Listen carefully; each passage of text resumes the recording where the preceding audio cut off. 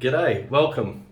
Thank you so much to my subscribers and the feedback that you've been giving me. I really appreciate reading that, and I've got lots more in store for you guys. Very exciting stuff.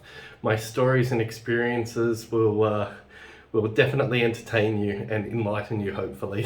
And if you haven't subscribed, please consider subscribing and liking the videos.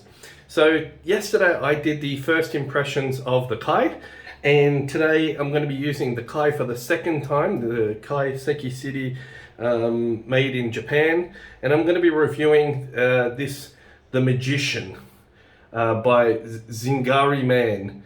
It's a shave soap. Now, this shave soap is tallow based, and it's the first time that I'm using it, and I smelt it for the first time today.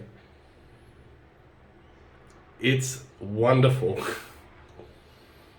It's amazing for me. So this reminds me of something that I've used before.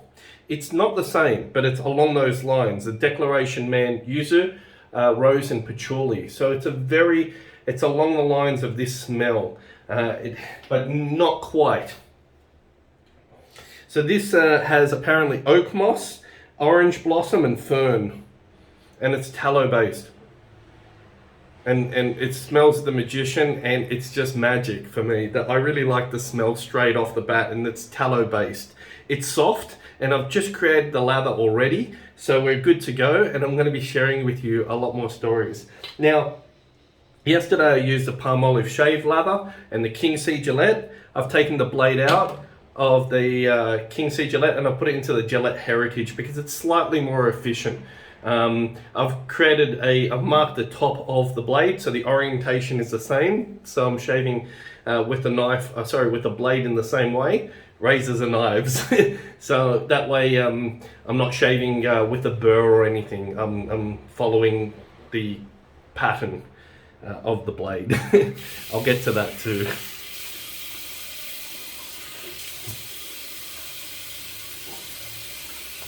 So, lathering this guy up, I put exactly 1 gram, and I'm going to be standardizing that for all reviews. I'm going to be seeing what 1 gram does, because this is the amount that I've found that works on most shave creams, and that way we have like a kind of controlled experiment. Some soaps and cream need more, some need less. Tallow-based and harder soaps need a lot less, and they last longer. But this is quite a rich lather. It smells really good. Like, you get that forest green scent, and you also get that floral scent. It smells like I love this. I love the scent. I don't know how it performs, but scent wise I'm already enjoying it. But now, I read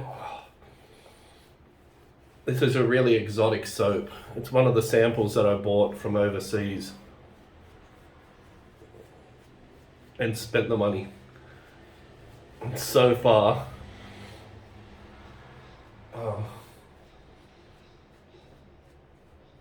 just the scent of this alone is already making my day.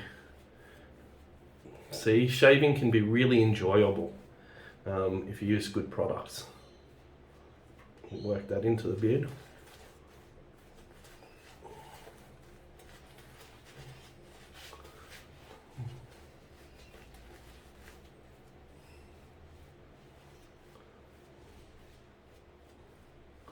It feels excellent.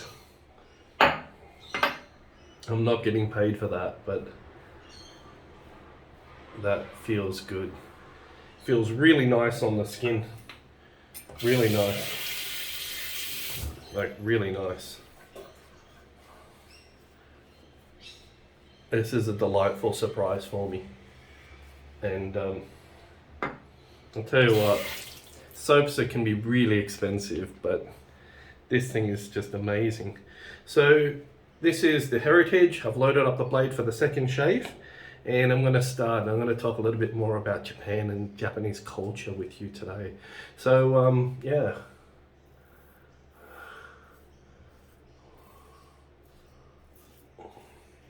24 hours of growth, actually a little bit more. This is probably 26.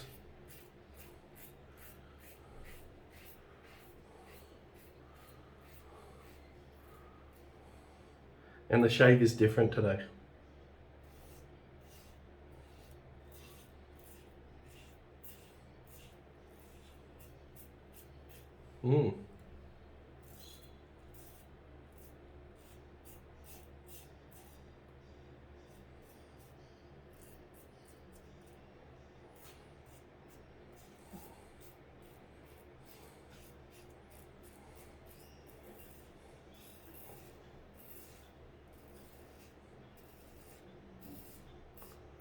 Okay, so already it feels smoother. I don't know how it's cutting, but it feels smoother than yesterday.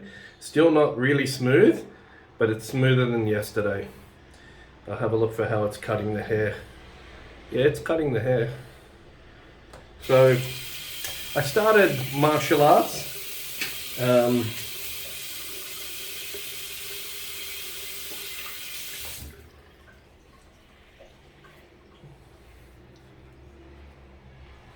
Yeah, it's knocking back the hair. We'll see how it goes. When I was 6 years old.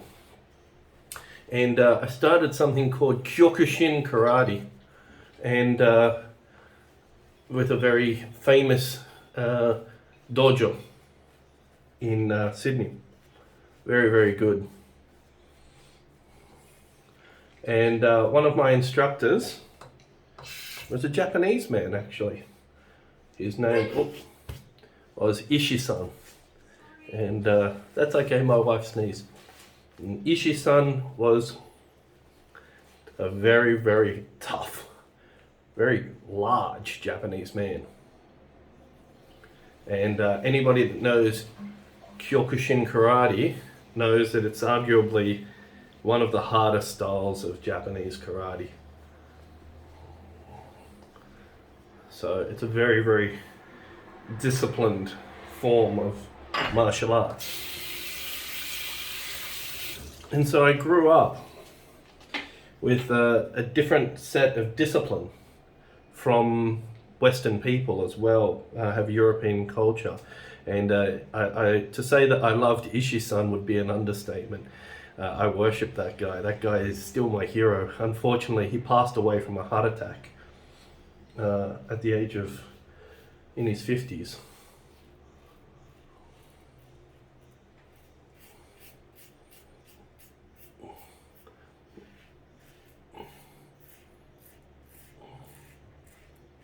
Ishii-san taught me a lot about respect and about applying and dedicating oneself. So second pass, it's picking up a lot more hair. It's very, very, very good and smoother than yesterday. Still rough, but smoother.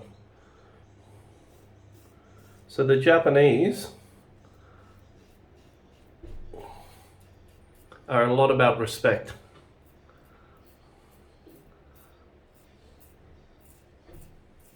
Which is something that's very rare in the West, comparatively.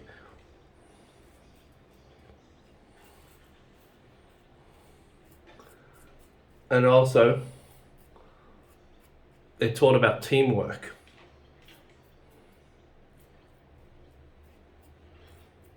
From a very young age. And there's a good video online where you can learn in a Japanese way what these Japanese thinking is like. And they apply themselves this way, not only to knives and sword making, but to everything. And there's a young boy who's trying to vault. He might be like 6 or 7 years old, and he's in school. And you can Google this video. And the whole of the classroom and school taking turns, and this boy is having trouble, and they all cheer him on. So everybody's cheering for him, whereas in the West we'd laugh. The children would laugh and tease. In Japan, it's completely the opposite. They're taught to be supportive and to master a skill. So the Japanese have a very special culture that it transcends words. And so when I'm learning how to cook in a Japanese kitchen, using like these foreign knives like the Utsuba, Deba, and sashimi knives and stuff like that, it's very, very different. And they want to see with their own eyes dedication. They want to see with their own eyes how you apply yourself. And so when you get taught something, you get taught once, and you have to master it from there. So it's a lot stricter, and observation is extremely valued. They're not talkers, so they don't explain things in very floral, poetic language like we might. You know, we demonstrate something and we really chunk it down. In a lot of Japanese, like higher level things, it's just demonstrated, and you're to observe and follow the master and learn from experience. And the reason why is because they want you to learn the skill yourself rather than having someone teach it to you. They want you to own the skill, so the skill becomes part of you. So this is why in a Japanese kitchen, the knife is a sacred object. It's an extension of your spirit. It's an extension of your body in your hand. So it's a different mindset completely. So in the West, we all think we're masters of everything, and we're really not. Most people are quite arrogant, unfortunately, and I've had the privilege of learning from national living treasures, for example, and they're still students. So it teaches you something when a 90-year-old master is taking the time to teach you something, and the level of respect and the level of sincerity is not something that you find every day. And these are very memorable experiences for me. So people who say they're experts, 99% of them aren't. I can tell you that. The masters who would be where you'd think of the level of expertise as here, these guys are off to the moon. they're that different, and I can tell you that the Japanese masters are something quite extraordinary, which a lot of the time the level of mastery you'd only ever see behind closed doors. No amount of money will buy you that level of insight. So that's something to keep in mind for these topics.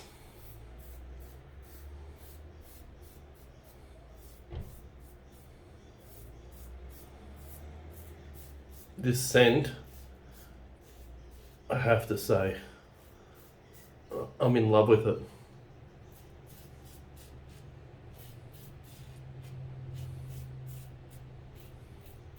Okay, it's still very rough against the grain.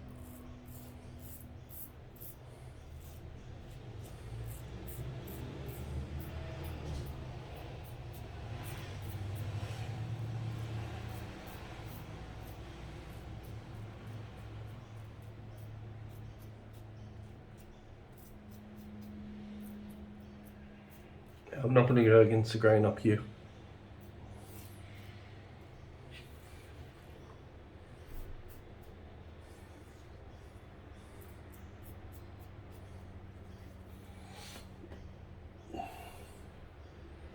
Mm.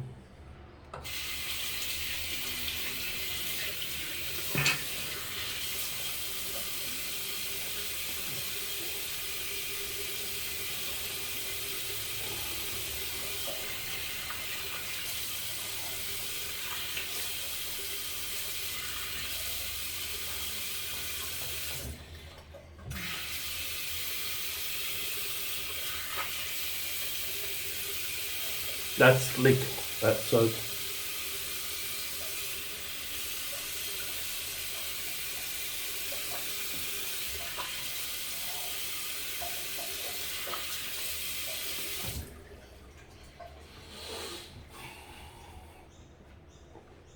Yeah, I'm also consider this. I'm a beginner. I wouldn't even consider myself a beginner. I'm not worthy to to walk on the ground of some of these guys. They're that good. I mean, I can apply myself, I can sharpen something so it's razor hair-poppingly sharp. And I wouldn't consider myself qualified to even talk on the subject. They're that good.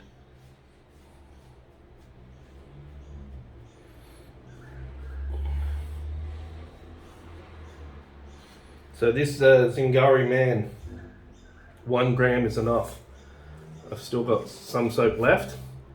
If you're going to do a lot more touch-ups and you want to do more passes, you might have to go for 1.2 grams. It's a very soft soap, and yeah. So a bit of tea tree and witch hazel toner, and kind of follow that up with some hyaluronic.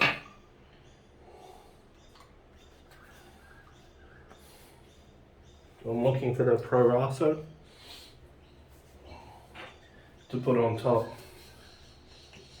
So yeah, in Japan and working with Japanese, you're not going to get taught just because you ask to get taught or just because you pay money to get taught.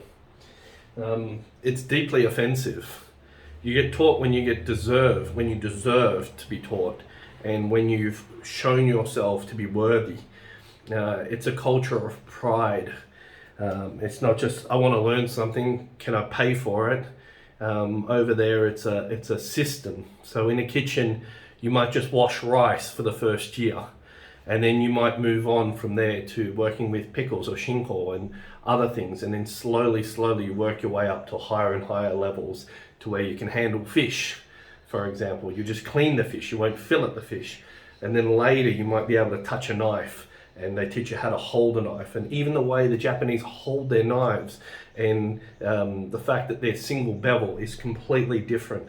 So there are so many differences, and I'll cover that more on later videos, but just to introduce you to the mindset of the Japanese thinking, where something is earned rather than asked for. And it's the opposite of the Western culture. So I give you an example. That smells wonderful. When you meet someone for the first time, you can say hajimemashite, which means the first time, like when you meet, or to begin. But there's another saying called dozo yoroshiku onegai shimasu. So dozo yoroshiku onegai shimasu means please look after me. And it might seem strange that that's like pleased to meet you.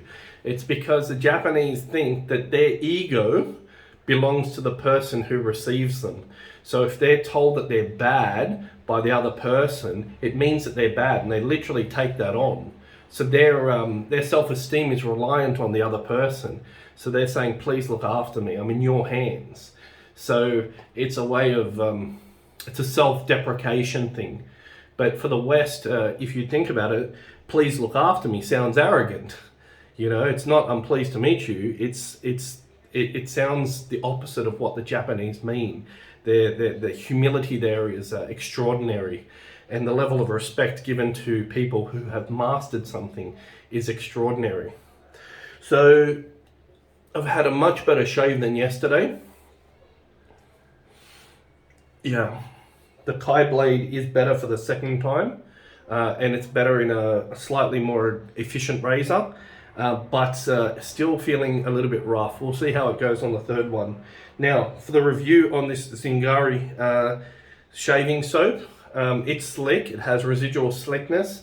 I would say buy this for the scent only. The slickness is great, and it definitely performs, but the reason why you're buying this one is because it has a terrific scent. So although it performs really well, definitely up there, the scent is why you'd buy the Magician, because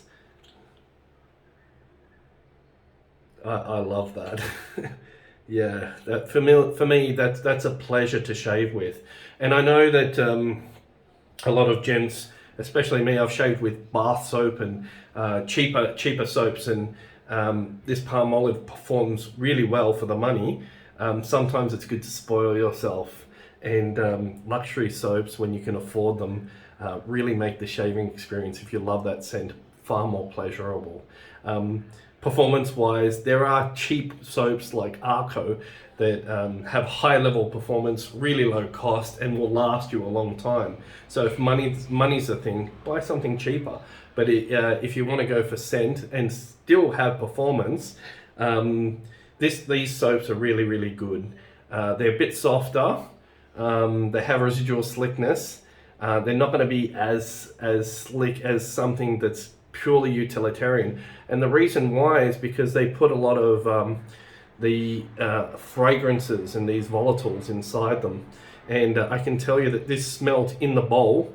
It had it appeared as more foresty and a little less floral than what it smelt in the container, and it mellowed out quite nicely. So that's my review of this and the Kai, and a little bit more about Japan and the Japanese way of thinking. So when I explain things in future videos, you know, you've got something strong, some good foundations into understanding the culture. Anyway, thank you.